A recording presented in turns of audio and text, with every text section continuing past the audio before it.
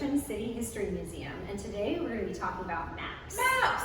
Risa, why do you love maps? I love maps because I can pretend that I'm a bird in the sky, flying above and looking down at the city where I live, and seeing all the cool details from high above. Yeah, so what you described is called a bird's eye view. I love maps because they can help me get around the city. So I can use a map to get to a friend's house or maybe a park. Hey, Liz, I was thinking today as I was driving to work, there's a lot of construction happening all over our city, and I'm wondering, do you think maps can change over time? Yes, maps can totally change. So we have a lot of maps here at the museum, and we're standing in front of just 4 of them. And you can see some of these are really old and some of them are new, so they can tell us about Richmond history. I think this one might be the oldest. Do you think so too? Yes, so that is the oldest map of Richmond. It's from 1736, from when our city was just becoming a city. I can tell it's one of the oldest maps because it looks like it's hand-drawn, that someone actually made this map by hand. Yeah, can you find the river on that map? It's really difficult for me to see the river because it's not colored in blue like a lot of rivers are on other maps that I'm used to seeing, but I think if I look really closely, I can see it down here. It says James River.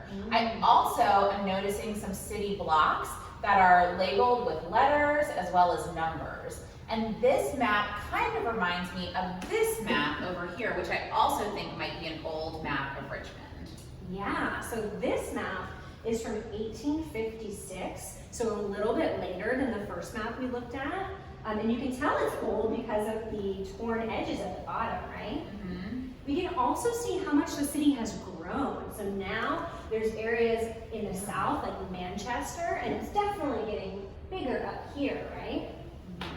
I think you can also see that the river is much more detailed than on the other map. You can even see islands with little trees on them.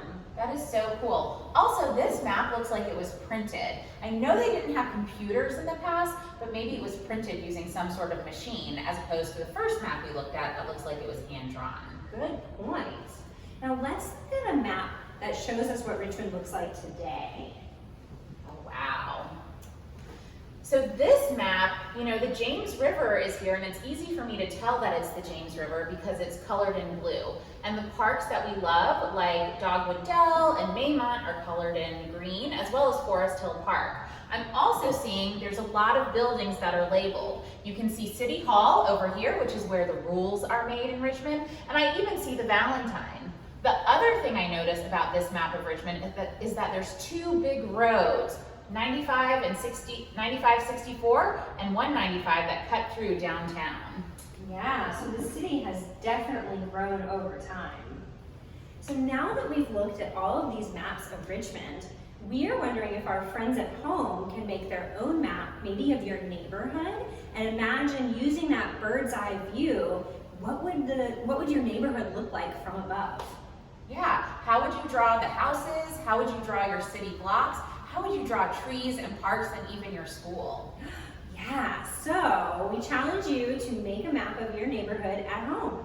Use the map template that you can find at www.thevalentine.org by clicking virtual resources.